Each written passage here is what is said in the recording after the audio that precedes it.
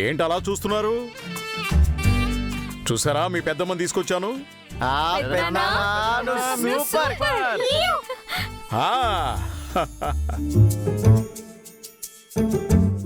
పెళ్ళాన్ని గారం చేయడం ఒక ఆర్ట్రా. అది అందరికీ రాదులే, నన్ను చూసి నేర్చుకోండి. ఏమన్నారు? అబ్బే ఏం లేదు, ఈవెంట్లోకి వెళ్దాం పదండి అంటున్నాను. పదండి. ఏమైందన్నా? ఓలేలా అందరిలానే మనం ఇలాగెళ్ళిపోతే ఏంటి బాగుంటుంది?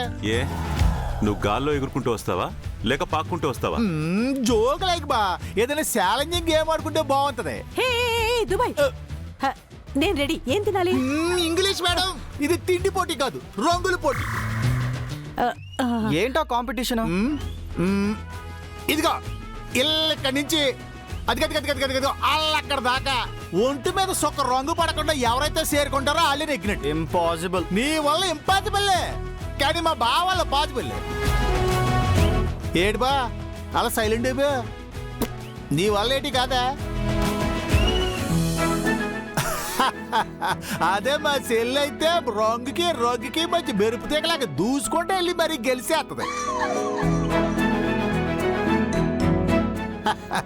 ఏటా చెల్లె, మన మాస్తో ఈ క్లాసు పోటీ పడలేరన్నయ్య.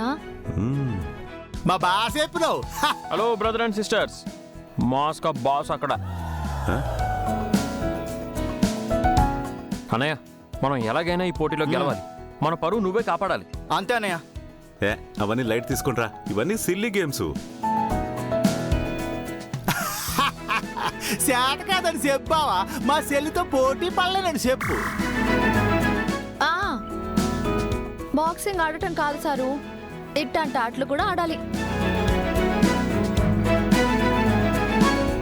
అన్నయ్య, ఇది ప్రెస్టేజ్ ఇష్యూ. రుద్ర కమాన్, నువ్వే గెలవాలి. లేదు, మా వదినే గెలుస్తుంది. నేను రెడీ. సూపర్.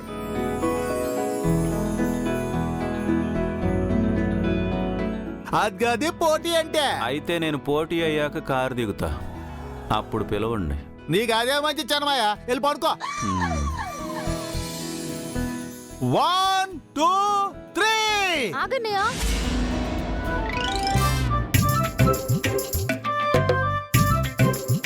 ఏటైనది చెల్లె? పందెం ఏంటో చెప్పకుండా పోటీ ఏంటి? హలో, పందెమేంటి?